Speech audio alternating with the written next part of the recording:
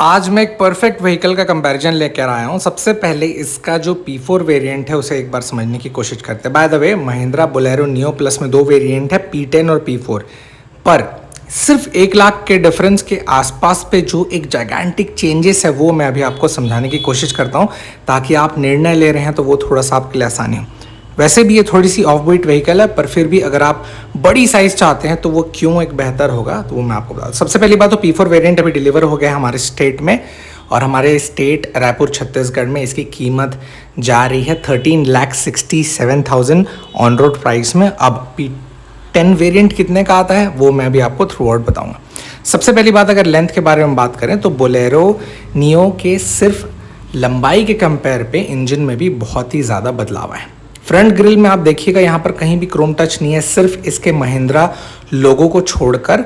और बाकी light projection के बारे में बात करूँ तो फॉग लैम्प्स भी इसमें मिसिंग है, पर हाँ जो लाइट है वो अच्छा फोकस दे देता है रिफ्लेक्टर के साथ। इंटीरियर की तरफ में ये जो डिस्प्ले आप देख रहे हैं ये कस्टमर ने लगवाया है, लगभग 8,500 रुपये का उन्हें पड़ा। पर वहीं पर अगर आप P10 वेरिएंट लेते हैं तो उसमें एक ओरिजिनल डिस्प्ले जो महिंद्रा की तरफ से प्रोवाइड किया जाता है without any problem of a connection, वो आपको मिल जाएगा।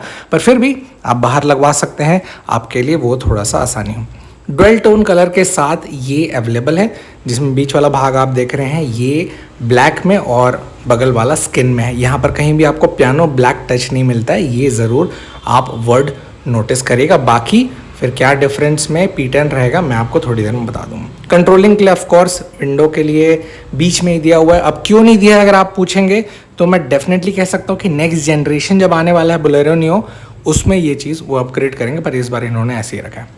मैचिंग कलर के द्वारा सीट पीछे अब 9 लोग कंफर्टेबल बैठे हैं, जिसके कारण इंजन पे बदलाव लाया गया है। बेहतर इंजन अब हो गया है जो पावरफुल 9 लोग का ऑन एन एवरेज अगर 70 kg के हिसाब से पकड़ें तो वो इजी ये इंजन खींच के देगा, क्योंकि पावर अब इंक्रीज हुआ है। ऊपर लैंप है, स्लाइड कवर, पीछे से लुक अब मोस्ट इंपॉर्टेंट है। जो ये वाला भाग आप देख रहे हैं ना दाएं साइड के, ये थोड़ा सा बढ़ गया, जिसके कारण लंबाई बढ़ने के कारण हल्का सा ये थोड़ी बड़ी व्हीकल लगती है। पर फिर भी इसके एक ग्लेंस में कहीं पर ने डिज़ाइन एलिमेंट में ये खटकती है, और वो कहाँ पर खटक रही है बुझाए बताइएगा। मुझे फ़िलहाल इस एंगल से वो थोड़ा सा अजीब लगता है।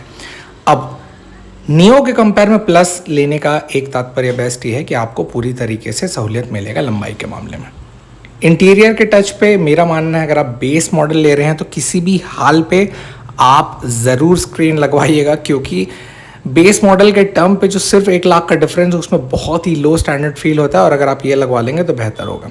कहाँ कहाँ एक अच्छा सिल्वरिश टच है ना, तो ये एक सिल्वर लाइन आपको थोड़ा सा प्रीमियम टच फील देता है रबी टेक्सचर के साथ सामने का डैशबोर्ड।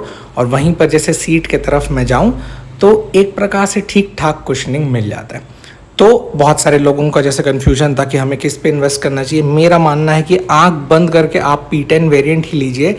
पहली बात से आखिरी बात, जो छोटा सा माइन्यूट डिफरेंस है जो आप बाहर लगवाएंगे वो आप डायरेक्ट कीमतों पर बिना किसी टेंशन के ये पा सकते हैं।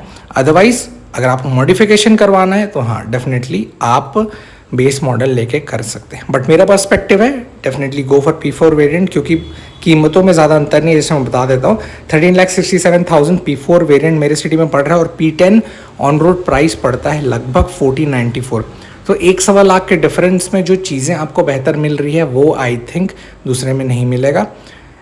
और छोटी मोटी चीज़ों को एक्सप्लेन तो मैंने अभी P4 वेरिएंट पे कर दिया है। अब एक दफ़ा मैं आपको बेहतर पैमाने पे एक्सप्लेन करता हूँ इसके MID वगैरह ताम झाम इसके डायरेक्ट टॉप वेरिएंट में, ताकि आपको समझने में आसानी हो सके।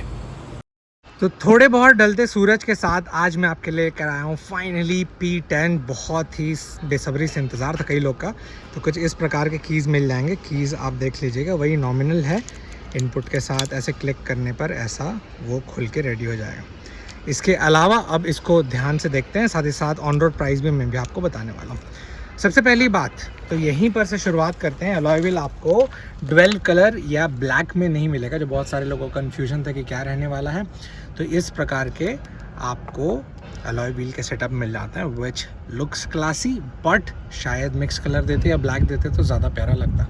एनीवेज 215 बाय 70 R16 इंच के कुछ इस प्रकार के आपको ग्रिपिंग के साथ मिल जाएंगे अलॉय के सेटअप। और वहीं पर जैसे मैं सामने की तरफ जाऊं तो सामने की ग्रिल पे ये वाला जो भाग है ये इनपुट बेस्ट हो जाता है क्योंकि क्रोम टच मिल जाएगा। वहीं पर बेस मॉडल में कुछ चीज़ों को हटा के जो डिफरेंस दिए हैं वो मैं यहाँ पे आपको दिखा दे रहा हूँ। उसके अलावा बम्फर ये रहा।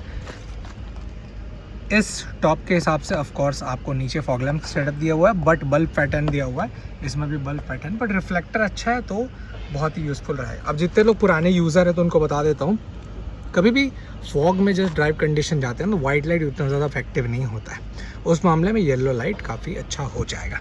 इंडिकेटर बल्ब फॉर्म का कुछ आपको ऐसा मिल जाता है। इसके अलावा ये रहा इसका बीच ट्रिम पोजीशन और ये रहा ऊपर का भाग। इस इनपुट के साथ कुछ चीज़ें मैं आपको बताऊं तो साइड के लेंथ जो बहुत इंपॉर्टेंट फैक्टर है उसको टैली कर लेते हैं तो ये काफ़ी ज़्यादा जायगेंटिक दिखता है।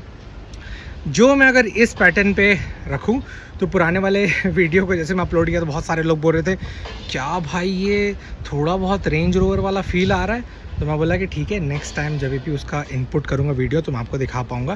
तो इस पूरे वे पे आप देखिएगा सिर्फ यही एक एंगल है जिसमें थोड़ा सा ये रेंज रोवर वाला टच देता है। फिर भी मैं रेंज रोवर नहीं बोल रहा हूँ, लोग फालतू फिर महिंद्रा को कहाँ रेंज रोवर से कंपेयर करने लगेंगे, बट फिर भी एक लेंस के हिसाब से यही एक एंगल है जिसमें सबसे सटीक ये दिखता है। मेरे ख्याल से ये ब्लैक लाइनिंग नहीं देना था, अगर वो नहीं देते और इसमें कुछ ब्लैक अलॉय टच देते तो ज़्यादा अच्छा लगेगा। फिर भी अगर आप मॉडिफाई कराना चाहते हो तो दिमाग में बैठा लीजिएगा कि ये वाला भाग ब्लैकिश और इसको किसी तरीके से अच्छा इनपुट करवा दीजिएगा तो वो रेंज रोवर का टच दे देगा। तो फिलहाल अगर मैं इस साइड से अंदर जाऊं तो ये को ड्राइवर के पर्सपेक्टिव से आप देख लीजिए तो कुछ इस प्रकार से दिखेगा। दो कलर्स में है, ये हो गया ब्लैक और ये हो गया थोड़ा सा स्किन टोन में, जिसमें सीट कवर भी आपका स्किन टोन दिया हुआ है पर डुअल कलर में नहीं दिया हुआ है जैसे यहाँ डैशबोर्ड के कंपेयर पे। तो ये आपको अच्छे कुशनिंग के साथ मिलेगा। अच्छा कुशनिंग मैं बहुत इम्प्रेस हूँ क्योंकि मैं लिटरली अपने वेट के हिसाब से इसमें बैठ रहा था तो बहुत ही ज़्यादा टफ़ फील नहीं हुआ, ये काफ़ी ज़्यादा सॉफ्ट है। अब मैं आपको ड्राइवर पर्सपेक्टिव से भी दिखाता हूँ। हाँ साइड में ये बता दूँ कि यहाँ पर फेंडर में आपको इंडिकेटर्स मिल जाएंगे। सामने टॉप मॉडल का ये ग्रिल देखने के बाद बॉडी कलर में ये देते हुए जैसे मैं एंट्री की तरफ करूँ तो इंटीरियर कुछ ऐसा है डुअल टोन के पैटर्न के साथ, जिसमें ये ऑफ बीट कलर और ये ब्लैक, साथ ही साथ छोटा माइन्यूट डिटेल मैं भी आपको पूरी तरीके से समझाता हूँ। तो फिलहाल ये रहा इसका स्क्रीन। ऑफ कोर्स पिछले बार मैं जो डाला था उसमें एक जो ओनर थे वो मॉडिफाई करवा लिए थे, उस मॉडिफिकेशन के करने के साथ उनका एक बेस्ट प्रायोर टर्म ये था कि हाँ अब थोड़ा सा ये मेरे को टॉप मॉडल का फील दे रहा है। अदरवाइज़ आपको बेस मॉडल जो P4 वेरिएंट है उसमें ये चीज़ नहीं आती है। जैसे चालू करने के बाद MID कुछ ऐसा शुरू होगा, बोलेरो नियो लिखा हुआ आ जाएगा इसमें, और वहीं पर जैसे सेंटर में देख रहे होंगे तो महिंद्रा के लोगों के साथ शुरू हुआ और कुछ सेकंड की डिले के साथ एंड्रॉयड लिखा हुआ आता है और फिर चालू हो जाता है आपका पूरी तरीके से सिस्टम। अब इस सिस्टम के ओपनिंग में लेफ्ट साइड के कुछ कंट्रोल्स दिए हुए हैं जिसमें यहाँ पर देख रहे होंगे पावर बटन, साथ ही साथ होम, बैक, प्लस, माइनस और चीज़ें दी हुई है। और अगर प्रॉपर आप देखेंगे डिस्प्ले कैसा है तो मैं आपको थोड़ा सा इसका पन्नी हटा के दिखा देता हूँ तो वो ठीक ठाक एक सफिशिएंट वे पे दिख जाता है। नीचे से के कंट्रोल्स वगैरह सब दिए हुए हैं। ऑफ कोर्स ये 6 स्पीड गियरबॉक्स के साथ आता है जिसमें बेहतर इंजन, ऑफ कोर्स आप वाकिफ़ हैं। इस बेहतर इंजन के अपग्रेडेशन पे मुझे लगता है कि 9 लोगों के भार के साथ इतना पावर बहुत ही ज़्यादा ज़रूरी था, इसीलिए नियो प्लस में इन्होंने बेहतर इंजन देने की कोशिश करी। इंटीरियर के सेटअप पे एक झलक आपको ऐसे दिखेगा जिसमें ऑफ कोर्स विंडो के लिए अभी भी पावर यहीं पर दिया हुआ है, बट मेरा मानना था कि अगर कहीं और सेटअप देते तो ज़्यादा बेहतर होता, पर फिर भी ये एक क्लासीनेस शायद इस वेरिएंट इस बोलेरो नियो के लिए इनपुट है तो वो चेंज भी नहीं कर सकते थे क्योंकि बहुत बड़ी टीम अप होती है डिज़ाइन की और सबको समझाना थोड़ा सा मुश्किल होता है। ये रहा इंटीरियर का पार्ट जिसमें इस मॉडल में भी राइट साइड में कुछ कंट्रोलिंग्स नहीं दिए हुए हैं। ये महिंद्रा के लोगों के साथ लेफ़्ट साइड में कंट्रोलिंग है, फ़ोन वगैरह कट ऑप्शन, साथ ही साथ वॉल्यूम अप डाउन। और फिर जैसे मैं बाहर की ओर जाता हूँ तो मैं पीछे का भी झलक आपको दिखा देता हूँ। तो यहाँ पर ये सेट के बाद जैसे मैं पीछे एंट्री किया तो यहाँ पर अभी हाँ टायर का जो एक्स्ट्रा दिया हुआ होगा उसमें ये भी लगेगा तो ये ज़्यादा खूबसूरत लगेगा, इसलिए फ़िलहाल अभी अंदर उसको रख लिए।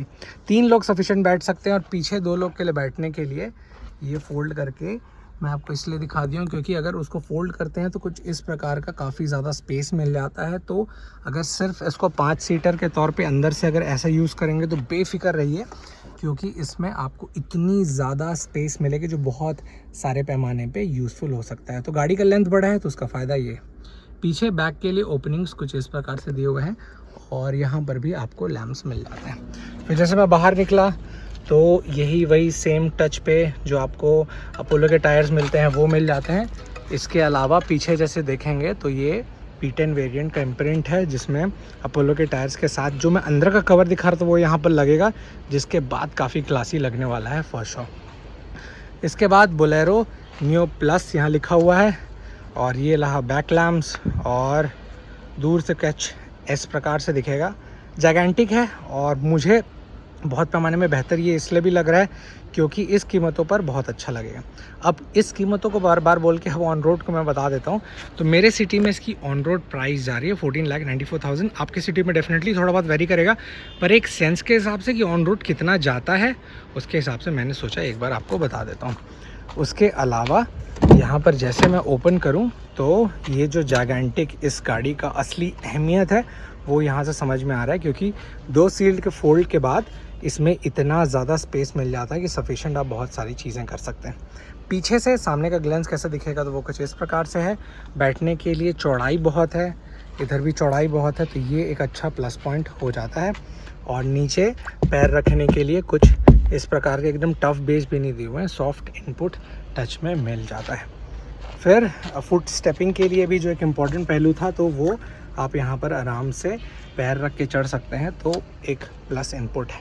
तो लगभग 15 लाख के हिसाब से ये गाड़ी आपको कितना यूज़फुल और बेस्ट लगा मुझे ज़रूर बताइए। और एट लास्ट कुछ चीज़ें मैं बता देता हूँ जो मेजर डिफरेंस P4 और P10 में है। तो रेंज रोवर का जो मैं डायलॉग दे रहा था वहीं से ही एंड करता हूँ हाँ इस वीडियो को। तो सिंपल सी बात है कि ये जो सेटअप है ये बेस में नहीं मिलेगा, साथ ही साथ अंदर का डिस्प्ले और ऐसी छोटी मोटी चीज़ों के कारण जो 1 लाख का डिफरेंस है वो कितना वर्थ इट है कि नहीं, वो मुझे नीचे कमेंट में ज़रूर बताइएगा।